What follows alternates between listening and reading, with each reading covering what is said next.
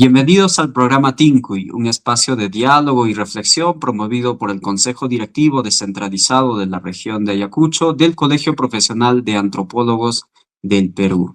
El mes de agosto está considerado a nivel regional como el mes de la memoria.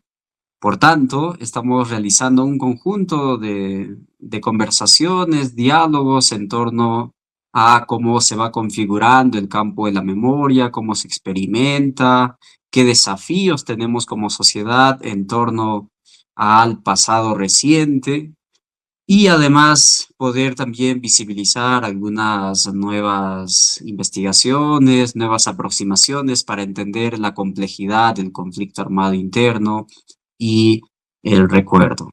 En esta ocasión estamos con Eder Soto.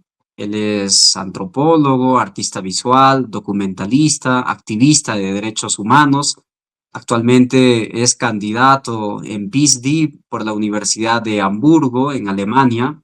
Trabaja como director y productor en Saiwa Films. Sus temas de interés son memoria, antropología visual, cine documental, derechos humanos, justicia transicional y ecología. Entre los largometrajes más destacados que ha dirigido están, por ejemplo, Caminantes de la Memoria, el 2014, Titicaca entre el oro y mercurio, el 2017, y recientemente Vientos y Memorias, el 2022. En esta ocasión vamos a dialogar en torno a su última producción, Vientos y Memorias, para poder comprender un poco sus aproximaciones, qué lecciones podemos aprender de ella y lo que problematiza con este documental, digo, con esta película. Hola Eder, ¿cómo estás? Hola José, ¿qué tal? Mucho gusto y también al Colegio de Antropólogos Ayacucho, que lo recuerdo mucho. No he podido ir este año, espero ir al próximo, pero ya. Bueno, una pequeña nostalgia de Ayacucho. Bueno, a tus ¿Recuerdas? órdenes. Muchas gracias. Sí, por supuesto, Eder se está conectando desde Alemania, entonces vamos a estar dialogando y hablando y también recordando paisajes y momentos de Ayacucho. Una de las primeras preguntas, como un poco para ir adentrándonos, y para las personas que no tienen tanto conocimiento en torno al conflicto armado interno, ¿cómo podemos resumir a grandes rasgos el conflicto armado interno? ¿Qué ha sido? ¿Qué ha significado? Bueno, hay varios autores que definen y creo que, bueno, en quechua se dice sasachaco y tiempo, ¿no? Ujú. Sasachaco y tiempo es cuando está este, confuso la cosa, que no está muy claro, ¿no? Y eso más o menos es lo que pasó, ¿no? Y también Taydon dice que es entre prójimos. Obviamente fue así, ¿no? Fue un conflicto armado interno, vuelvo a reafirmar eso, que no les gusta a algunos ese término, y a los que he entrevistado tampoco les gusta el término, pero intentaba conectar, porque es el término que más o menos es neutro, ¿no? Pero esa neutralidad siempre es parte de un discurso, ¿no? Y al manifestar eso ya se toma determinada posición. Porque, por ejemplo, yo podría decir que es tiempo del terrorismo, pero estaríamos obviando ahí a la parte del ejército, ¿no? Que no solo era el enfrentamiento o el ataque de Sendero, sino también estaba el ejército o todas las fuerzas armadas o las fuerzas del orden que enfrentaron a Sendero y al MRTA, que entre esos también ocasionaron víctimas civiles, inocentes, ¿no? Entonces, eso es limpiar, digamos, la imagen, si utiliza un término. Por eso el conflicto armado interno es mejor, porque explica que pasó un conflicto entre peruanos, ¿no? Era pueblos contra pueblos, que ciertamente algunos que apoyaban a Sendero y otros que estaban en contra se enfrentaron, ¿no? Y a eso también se suma los conflictos ancestrales que existían de mucho más antes, ¿no? Si tienes poder, ya puedes realizar muchas cosas, ¿no? Entonces, Creo que eso, tal vez con la definición más clara sería lo de Teidon, ¿no? O sea, que fue una guerra entre prójimos, entre nosotros, porque sea senderista, sea militar, sea víctimas, igual eran peruanos, ¿no? Por eso lo llama ahí entre prójimos, ¿no? Claro, y esta aclaración también nos das cuenta de lo complejo que es, ¿no? Algunos llaman conflicto armado interno, época contrasubversiva, Sasachaco tiempo, Yaqui tiempo, y que en todos estos está muy presente nuestro posicionamiento y nuestro entendimiento, y eso va a configurar, ¿no? Quiero leer un poco el sinopsis de la película Vientos y Memorias y por Saiwa Films, ¿no? La sinopsis dice, un hijo de un desaparecido podría encarar a los protagonistas del conflicto armado interno en el Perú que administraron la muerte después de casi 40 años de desaparición. ¿Quién podría responderle sobre el destino de su familiar? ¿Habrá alguna posibilidad de encontrar al victimario de su familiar? En esos años, ¿quién era el enemigo? ¿Cómo era? ¿Cuán enemigo era? ¿Se logró eliminarlos? Finalmente, hemos escuchado a todos los protagonistas, a esos, podemos escucharlos, debemos, ya es hora o todavía no es el momento. Son preguntas bastante profundas, considero yo, y muy pertinentes después de toda una reflexión, ¿no? En torno, por ejemplo, a las contribuciones de José Carlos Agüero, Lurgio Gavilán, que visibilizan mucho más la zona tan compleja y diversificada de actores, ¿no? ¿Qué te lleva a realizar esta película como una propuesta bastante filosófica en torno a complejizar el periodo del conflicto armado interno? Ya, es un poco larga la historia, pero bueno, tiene que ver con el activismo, que soy activista de derechos humanos. Todavía creo ser parte de AMPACEP. He perdido a mi padre es un desaparecido, pero no me considero víctima. Esa es la situación. Sin embargo, quisiera trabajar para las víctimas que necesitan apoyo, acompañamiento y demás, y también me gustaría aportar al proceso de justicia, ¿no? Entonces, he estado casi toda mi vida trabajando en ese tema, ¿no? Entonces, fui el año 2008 o 9, creo, 9 creo, fui a Camboya. Y ahí pude ver algo que me parece que los peruanos estamos muy lejos. En Camboya pasó, el conflicto armado interno fue mucho peor. Ahí murieron 2.700.000 personas, ¿no? Muchísimas, no sé cómo cuántas veces del Perú. Y la tercera parte de la población camboyana murió, ¿no? A manos del comunismo. El comunismo ganó allá y Perú hizo un desastre. Eh, bueno, en fin, ahí encontré que las víctimas y los victimarios estaban más cerca, podían hablar. Y en ese momento estaba llevando los juicios, la Corte Penal Internacional estaba juzgando a los líderes, ¿no? A los dirigentes, ¿no? Eh, pero al mismo tiempo, como son tantos, no se puede, ¿no? En ninguna parte del mundo se puede juzgar a todos los victimarios, ¿no? Es casi imposible. Tal vez en Ruanda y puede ser, porque ahí existió un proceso que se llama Huacaca, que era como castigar a los victimarios a hacer cosas en la comunidad, ¿no? Eso podría ser tal vez una experiencia, pero en lo general es casi imposible. Entonces, los camboyanos victimarios producían, no producían, una organización producía y ellos manifestaban sus testimonios, ¿no? Y podían hablar entre víctimas y victimarios, ¿no? Casi al mismo nivel, ¿no? La conversación no era tan directa, pero más o menos se podía entender. Entonces yo en ese año, después de haber participado activamente, mejor dicho, en la Comisión de la Verdad y no había nada, regresé al Perú y decía, me gustaría hacer algo parecido, ¿no? Pero no había la oportunidad y no encontraba, ¿no? Pero después, poco a poco, encontré la forma que es para mí, que encontré que es lo audiovisual, o sea, los documentales, ¿no? Me permiten entrar a formatos que no están encajonados estrictamente en lo académico. Te puede también entrar en lo académico, pero no estricto, ¿no? Entonces, exploré más y también que me gusta.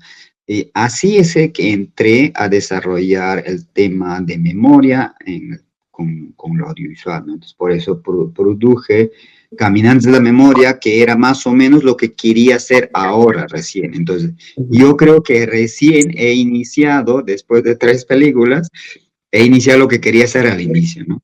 Es conversar entre víctimas y victimarios allí, ¿no?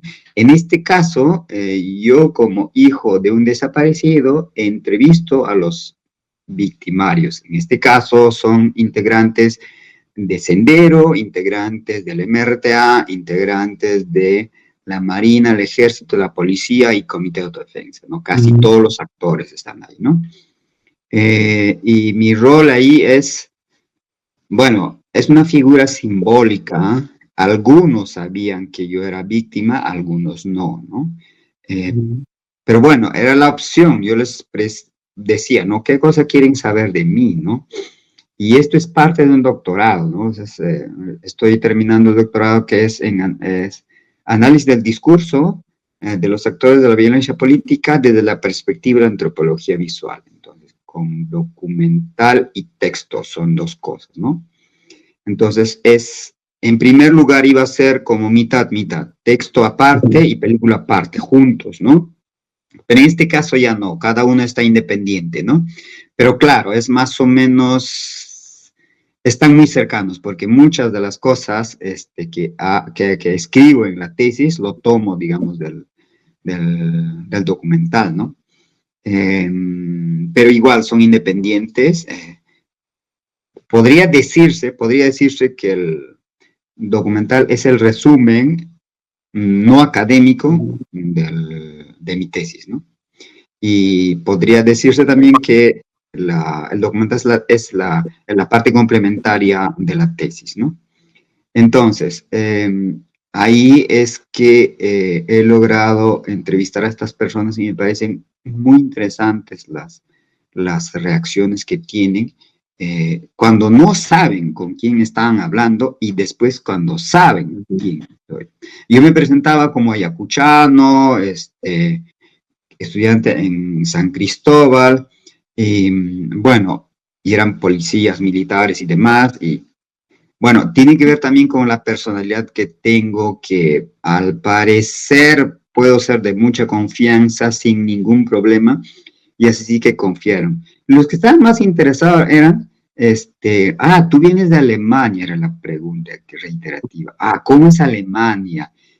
¿Qué universidad? ¿Cómo es? O sea, no se preguntaban de mí, o sea, yo era quechohablante, era, no sé, un andino, pero que a esas personas, como a mi padre, por ejemplo, los han discriminado en su momento, ¿no?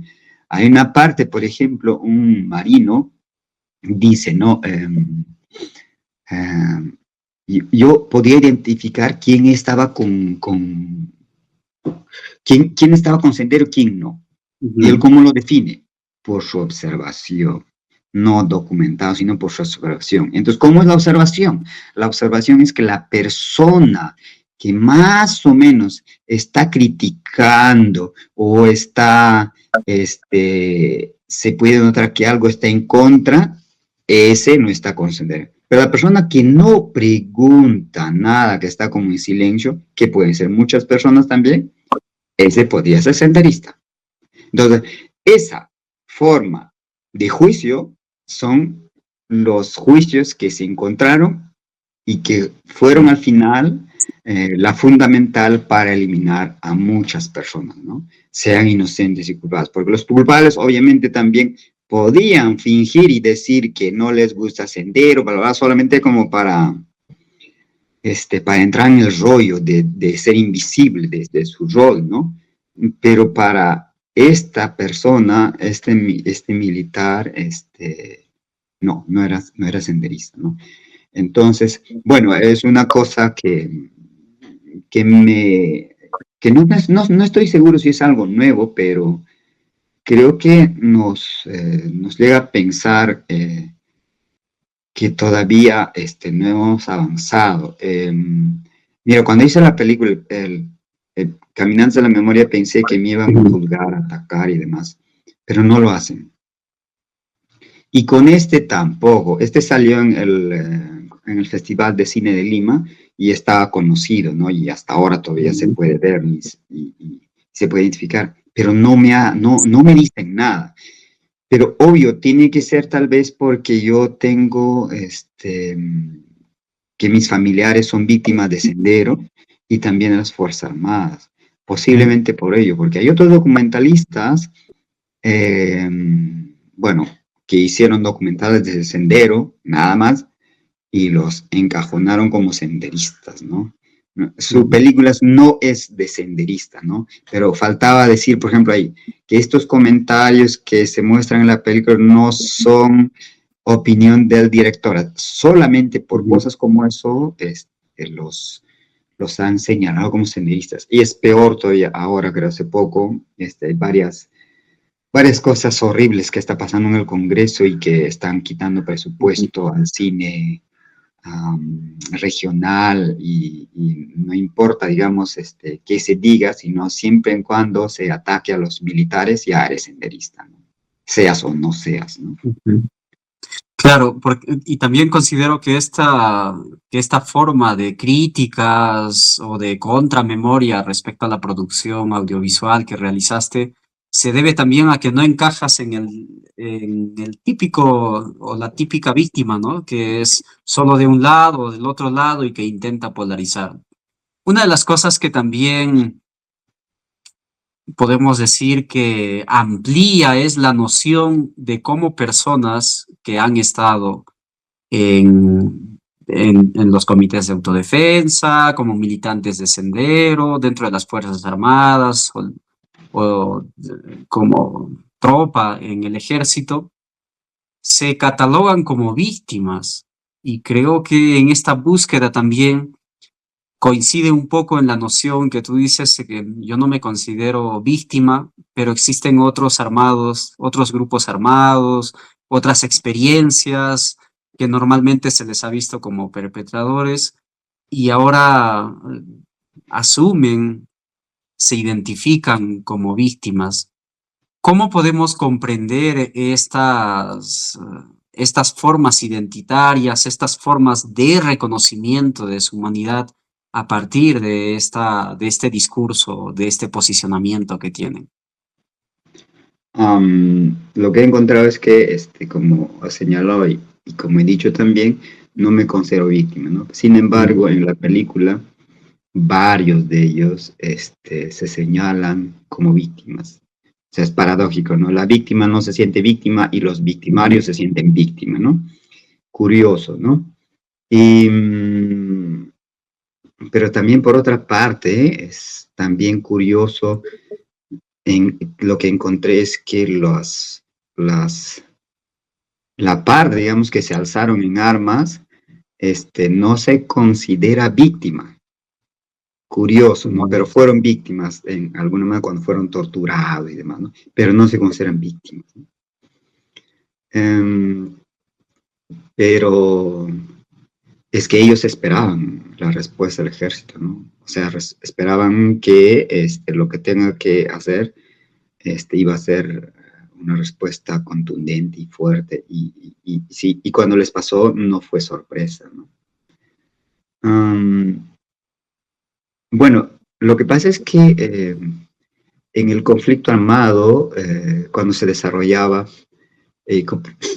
como decíamos, era una cosa confusa que pasaba, ¿no? Y ahí creo que era más fácil para algunos autores identificarse qué eran, ¿no? Ahora ya no es tan fácil. Porque ha pasado el tiempo y muchos de ellos han pensado, muchos de ellos han reflexionado de su rol. Algunas veces les gusta su rol que han hecho, algunas veces no, pero ya no pueden hacer nada. Entonces, lo más fácil en la cuales pueden encontrar algo de salvedad de los crímenes que cometieron es configurarse como víctima. Y es más, hay personas, por ejemplo, militares y de otros también, que mencionan que son víctimas porque han llorado, que han sufrido. Pero la pregunta sería, las víctimas también, que como yo, mi madre, que buscó por mucho tiempo a mi padre antes que muriera ella, también lloraba. Pero en Ujú. este caso, ¿qué dolor es el que debemos de... No sé si cabe la pregunta, pero de todas maneras fluye en mi cabeza. Eh, ¿Qué dolor es el más aceptado? ¿De las víctimas o de los victimarios? ¿Qué dolor es el que pesa más? El, ¿Las lágrimas o la muerte por la muerte o por la desaparición de alguien? ¿No? Entonces, eso no es tan fácil de juzgar. Y los victimarios necesitan eso porque necesitan limpiar su imagen. Es necesario. No quieren ser víctimas, ninguno de ellos, ¿no? Y, y la, y la parte que te limpia, que te hace más, vuelvo a decir, no sé si limpio, pero transparente de las cosas, de lo que tú estás diciendo, es convirtiéndote en víctima, ¿no? Y la Ujú. víctima, obviamente, también se señala, hay autores que lo señalan, que la víctima para recibir reparación tiene que ser apolítico, ¿no? Es decir, no estaba bien que haya sido dirigente de la comunidad campesina, que haya reclamado, no, sino como que alguien que estaba caminando y le cayó una bala, así como de la nada, así. Ese tipo de víctimas es lo que se busca y es lo que se aprecia. Sin embargo, aquella víctima que haya luchado por sus derechos y por eso ha muerto, ese está medio sospechoso, porque debe ser por alguien, por algo que haya sido víctima, ¿no? Más o menos esa es la imagen de los perpetradores que asesinaron, ¿no? Pero también tiene que ver que hay muchos, mira, la cuestión también entrando, sabemos más de la parte de los civiles, pero de los militares no. Mira, entre los militares también había muertes, se mataron entre ellos mismos, ¿no? Por varias cosas. Uno, porque no estaban de acuerdo por la forma como se desarrollaba la guerra, pero también por intereses. Intereses, por ejemplo, pelear por la mujer. Si había una mujer que le gustaba a alguien y era un oficial o no, lo mataban para quedar con la mujer, ¿no? U otro caso también es, no tenían mucho presupuesto, ¿no? Y algunos, por ejemplo, militares que tenían ciertas condiciones, tenían, por ejemplo, dientes de oro y esas cosas, ¿no? Y por esa situación, algunos han matado a otros para sacarle el diente, ¿no? Para cambiar algo de situación, tal vez para vivir algo de tanta, no sé, de tanto infierno que vivían, ¿no? Y ciertamente una conclusión que me parece interesante, eso no está en la película, pero aparece en mi texto, es que eh, los victimarios, no todos son víctimas, ¿no? No se sienten víctimas, ¿no? Y, y vuelvo a decirlo, eso he referido, de que los que se alzaron en armas son los que menos se sienten víctimas, a pesar que fueron más victimados, por así decirlo, pero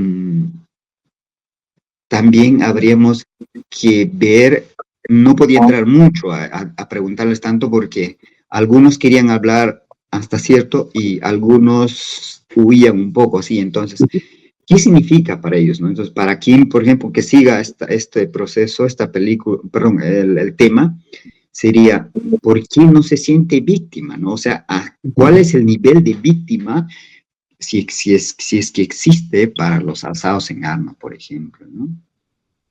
Eso sería muy bueno preguntar, pero la gran mayoría de los militares se sienten víctimas. Claro, y dentro de tu aproximación con las preguntas también, es creo que bastante humanizador las preguntas que haces que buscan un poco cuestionar o que pueda salir de la misma narrativa, ¿no? ¿Qué cosas buenas consideras que hiciste? ¿No? ¿Por qué consideras que hiciste tales actos? Y que más allá de traer esta discursividad, el posicionamiento político, que hayan tenido mayor o menor acogida, juzgamiento, estereotipamiento, estos creo que sitúan a todas las personas en un mismo plano, ¿no? En este plano humanitario, de decir, pero tú como persona, ¿qué has hecho ese tiempo? Mm, Si te sientes tal. Este abordaje, casi no visto en otros espacios, también con romper estas memorias impuestas y como nos graficas, por ejemplo, en los militares hay esta noción de esta memoria de los rendidos, pero que por tanto se debe de visibilizar esta propuesta que ha significado, ¿no? Y en cambio en los militares era como tocaba hacer esto, nosotros somos los salvadores, nos tocó hacer esto, salvo excepciones de una o dos entrevistas donde sí hay como una mirada bastante crítica a su paso por esa institución. En cambio los otros no, es la reafirmación de haber hecho eso, ¿no? Los salvadores, también las víctimas de los uniformados. Entonces, ¿qué tanto también sirven una memoria silenciosa, a secretos? Y creo que muy bien lo graficas visualmente con con la niebla, ¿no? Con la neblina que no deja ver los sucesos que está pasando y que a veces también es algo muy presente cuando recordamos o cuando nos enunciamos a otros. mm. Bueno, en mí hay una pugna permanente. Mi Ujú, primera carrera fue arte, ¿no?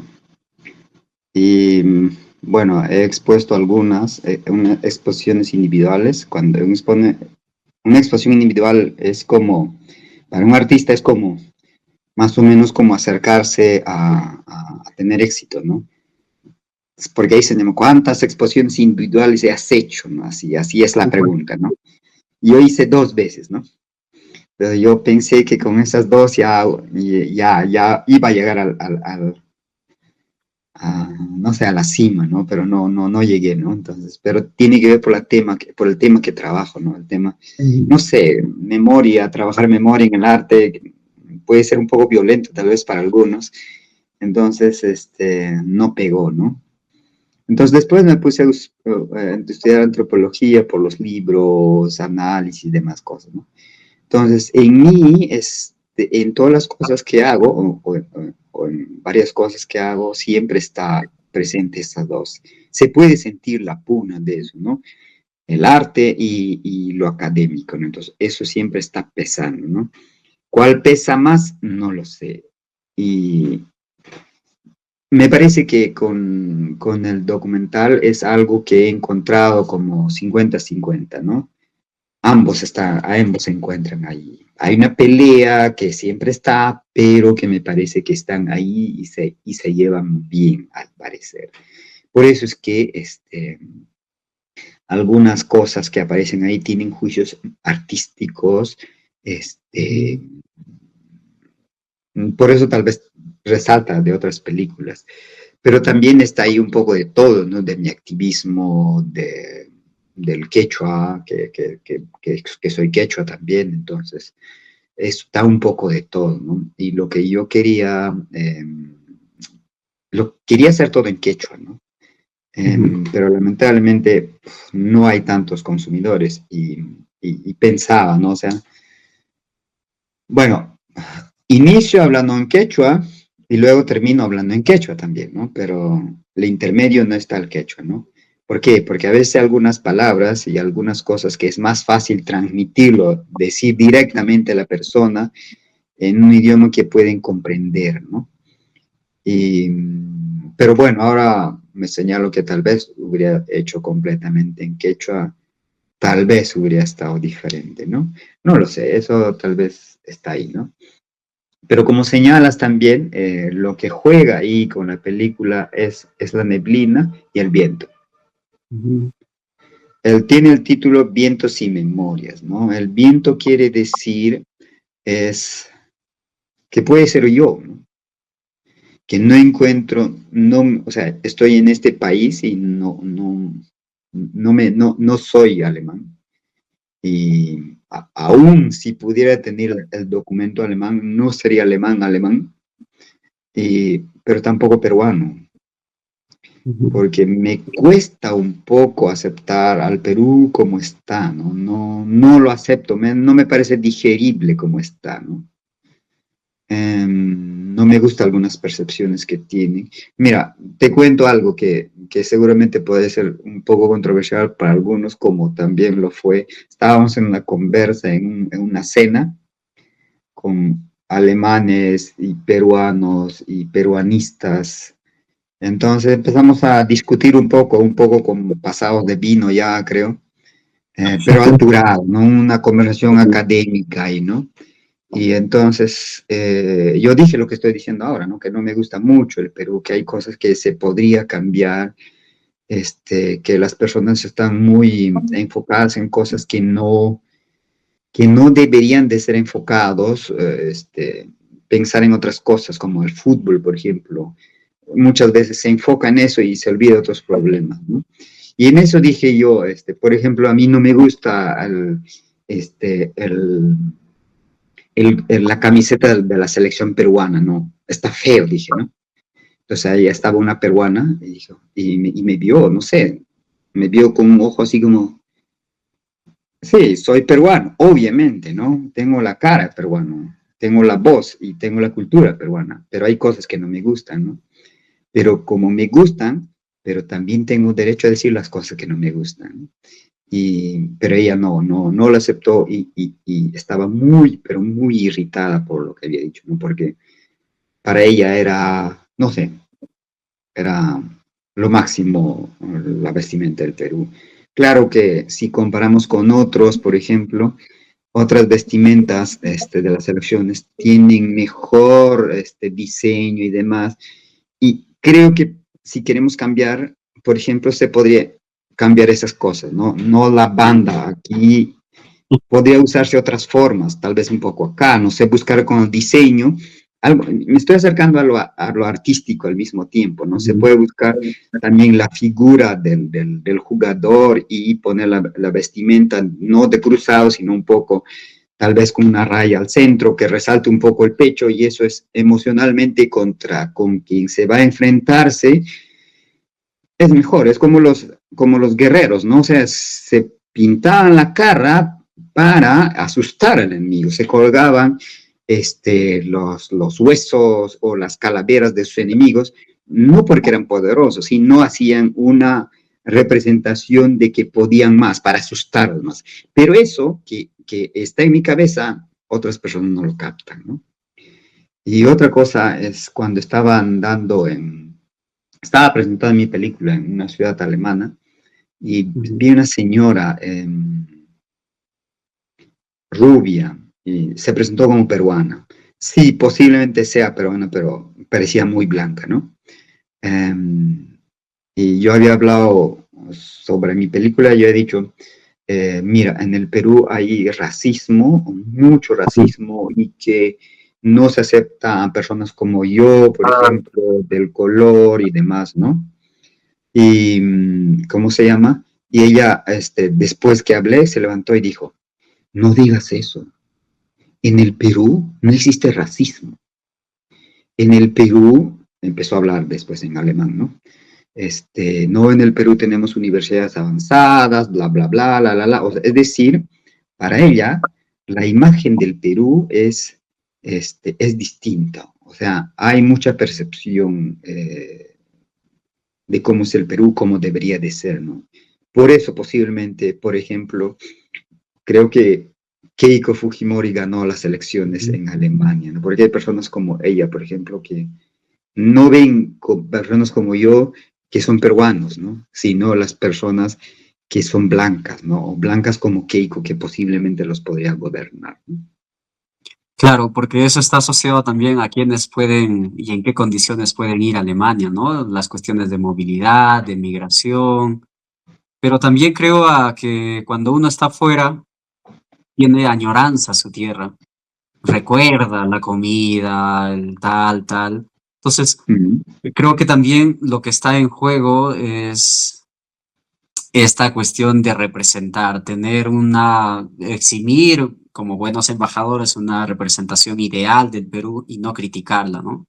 Y creo que la película que también, Voces y Memorias, busca también eso, busca cuestionar estas ideas establecidas, estos actores bajo una sola forma descritas y configuradas tanto por la academia, por el cine, las tuyas rompen, porque también introducen la cuestión de víctima, pero también son memorias como resistencia, ¿no? Cuando quienes militaban en Sender o en MRTA decían, bueno, nosotros hemos hecho esto, ahora estamos estigmatizados, no nos dan trabajo, no tenemos una vida pública, somos como los rezagados, los odiados, ¿no?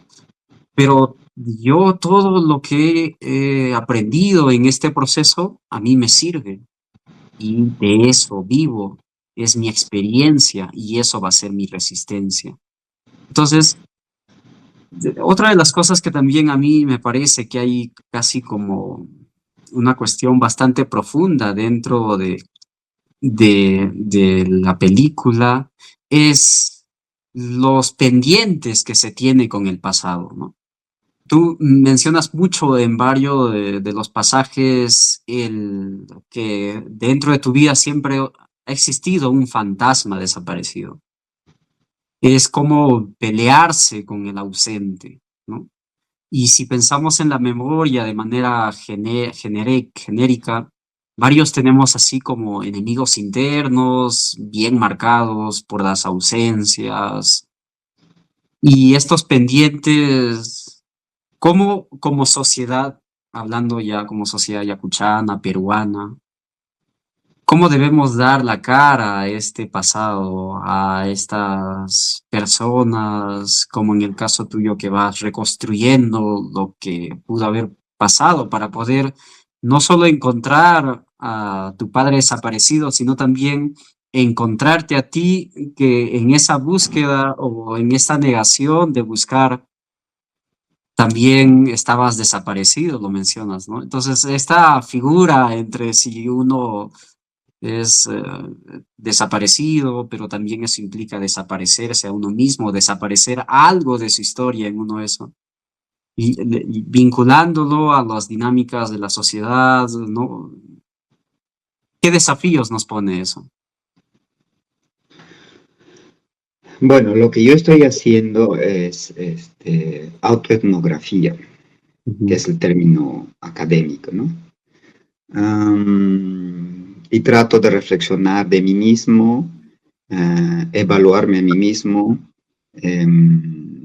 ver un poco lo que, mira, la observación participante que era anterior, ahora ya no lo es, ¿no? Ahora es Bourdieu, ¿no? O sea, objetivación participante, ¿no? Porque antes se decía de que tienes que observar, ¿no? Tienes que participar con los demás y al mismo, es decir, observar a los demás participando, ¿no? Parece interesante, pero también tenías que observarte tú mismo que estás participando. Entonces, mirarse a sí mismo, este, que estoy así, tendría que poner un foco arriba, una cámara ahí y luego verme allí, ¿no? Y eso es imposible, ¿no? Entonces, Bourdieu plantea los en distinto modo, ¿no? O sea, ser más abierto y decir de que lo que tú tengas, ponlo en práctica, ¿no? Y con ello puedes desarrollar otra forma de aprendizaje. Y claro, con ello también quiere decir, por ejemplo, de que un producto que tengas no necesariamente tiene que ser neutro, ¿no? Tiene que Ujú. ser un poco contaminado, porque es así. Porque, por ejemplo, cuando van de acá, o sea, los europeos van a Latinoamérica o al sur, se contaminan también, ¿no? Entonces, Bourdieu plantea que es mejor ser claro, ¿no? Desde el inicio, ¿no? O sea, esto es así y va a salir así, más o menos, ¿no? Obvio, porque sale así, porque es mentira de que no se pueda contaminar con los demás, porque, por ejemplo, cuando yo entrevisto a alguien, las personas que ahí empiezan a llorar y demás cosas, ¿no? Entonces, ¿cómo no te vas a sensibilizar con esas cosas, ¿no? Obviamente ahí está la contaminación, ya, ¿no? Entonces, lo que yo intento hacer es observarme a mí mismo y ver en qué mundo estoy y también reflexionando de mí. Pero también de mí es que pienso que mi situación, mi experiencia no es la mejor, no es, no sé, no es lo ideal tal vez, pienso yo. Ujú. Pero ahora recién estoy un poco pensando de que no tiene que ser lo mejor, simplemente es mi experiencia y no es una competencia con nadie, no es solamente decir yo, ¿no? Pero también en eso mismo también me pongo a reflexionar, como hacía mi mamá, ¿no? O sea, cuando las mamás de Enfacet, cuando vienen a una entrevista a un periodista extranjero, lo que sea, ya quieren hablar y hablan. Pero mi mamá no hacía eso, ¿no? Más bien las ordenaba, ya tranquilícense, ordénense acá, quieren hablar, ya van a estar ahí. Más o menos soy yo así, ¿no? Porque yo cuando viene un periodista y me quiere entrevistar, digo, ¿para qué? ¿Por qué? Entonces, no soy ya, quiero entrevistar ya, listo, mañana. No, no, soy un poco más reacio, ¿no? Entonces, muy pocos están. Y no sé cómo he aceptado contigo, Ramos. Bueno, entonces voy a tu pregunta, ¿ya? En ese tema, hablo de mi padre. Mi padre es un desaparecido y yo con mi padre no nos hemos conocido, supongo, cuando era muy pequeño, pero ya no lo recuerdo muy bien. Pero parece que está en una parte de mi cerebro, ¿no? Y yo decía que a él, por ejemplo, lo rechazaba su figura, ¿no? Muchos me decían que él es bueno, muy chistoso, gracioso, y estaba alegre, deportista y también mujeriego, ¿no? Pero creo que todas esas características que tenía lo tengo yo, ¿no? Excepto lo de mujeriego. Soy más transparente en esa cosa. Eh, Creo que no lo aceptaba su figura porque él cuando estaba en vida golpeaba a mi mamá, era machista, ¿no? Entonces esa figura no me gusta mucho, ¿no? Entonces por mucho tiempo lo he rechazado, ¿no? Pero en este documental, en esta tesis, lo he tocado y he escrito un artículo de eso, ¿no? Está no sé, en un libro que no me acuerdo, creo que, bueno, se me va, ahora no tengo en mente, pero si quieres después puedo decirte en qué libro está. Un poco trato de buscar qué es eso. Cuando digo que no lo quiero, que no me gusta su figura, también, pero sin embargo, lo busco a él. Ujú. Lo necesito a él para poder encontrarme. Es por eso que digo que él ha desaparecido, pero posiblemente cuando él desapareció yo también desaparecí, porque posiblemente llevamos relaciones, vinculaciones a las figuras, a nuestros padres, ¿no? Entonces, cuando él aparezca, tal vez posiblemente yo aparezca también.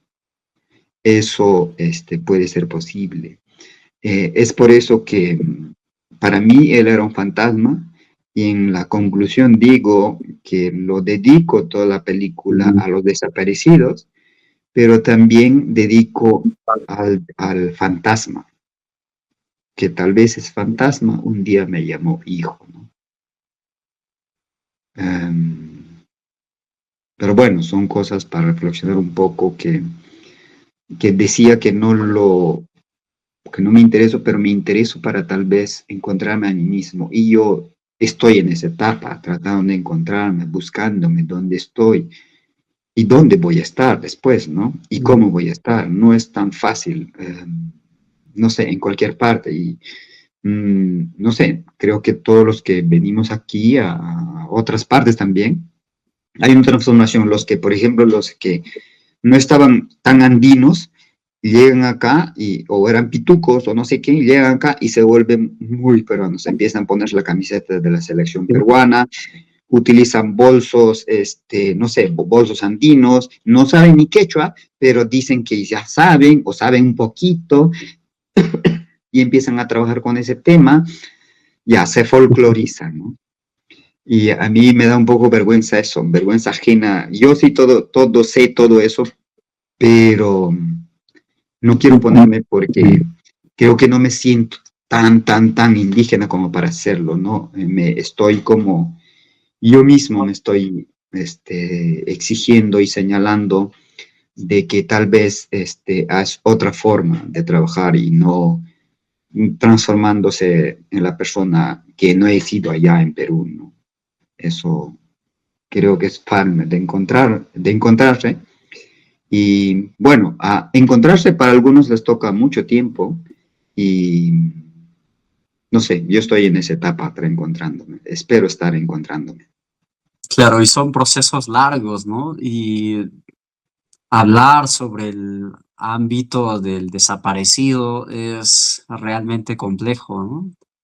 Después de, por ejemplo, la restitución de restos, cuando se encuentra un desaparecido, en las comunidades donde mencionabas que era entre prójimos y que muchos de los casos, al igual como mencionas en el caso de Camboya, en algunas comunidades también guiados por por la religión, ¿no? Empezaron a decir, bueno, todo lo que pasó en tiempos anteriores lo vamos a dejar a un lado y ahora todos somos nuevamente hermanos. Hay que fundar esta nueva sociedad y luego aparece un desaparecido y nuevamente resurge también estas memorias peligrosas que tú mencionas, ¿no? Porque ahí aparece un hermano, ¿no? Que estaba implicado, asesinó, que era militante y todo. La cuestión del desaparecido es bastante fuerte cuando dentro de nuestras sociedades todo este proceso que tú mencionas de poder saber la verdad han sido obviados, ¿no? Y más aún cuando tenemos estas políticas donde se están aprobándose leyes, por ejemplo, que, que violan el acceso a la justicia, ¿no? Que los generan o los van a considerar como una cuestión de impunidad. ¿Qué nos espera en Perú? ¿Y qué podemos hacer para poder salir de estas políticas de contramemoria que está habiendo? Bueno, yo veo de que lo que debemos de hacer es tal vez desnudarnos, ¿no? En el sentido de desnudar nuestras memorias, ¿no? Y acercarnos a ello de forma como mejor podemos hacerlo, sin negar las particularidades que hayamos tenido, ¿no?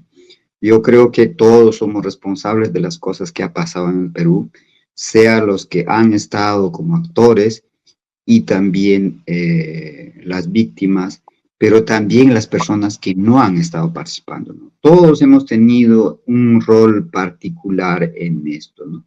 Y cada uno de nosotros tiene una responsabilidad a asumir, ¿no? Y en esa figura creo que es necesario que esa particularidad que nosotros tengamos sea reflexionado de manera adecuada. Mira, lo que he encontrado en la tesis, y ya lo habían encontrado otros, no es nada grandioso, pero me parece que yo empecé la tesis tratando de encontrar que voy a encontrar una medicina y voy a ayudar al Perú. Mentira, no encontré. Lo que encontré es que lo que pasó en el Perú pasó en otras partes también, de forma similar o peor.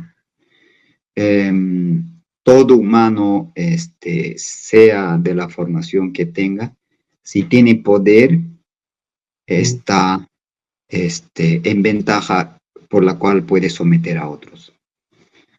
Hay dos guerras acá, o sea, aquí está Rusia, Ucrania están en guerra, pero cada uno se mira a sí mismo que son los inocentes y los otros son los malos, es decir, y se animaliza, ¿no? Esos son los animales y hay que aniquilarlos como animales, ¿no? Ese mismo juicio también pasa en Irán, en Israel.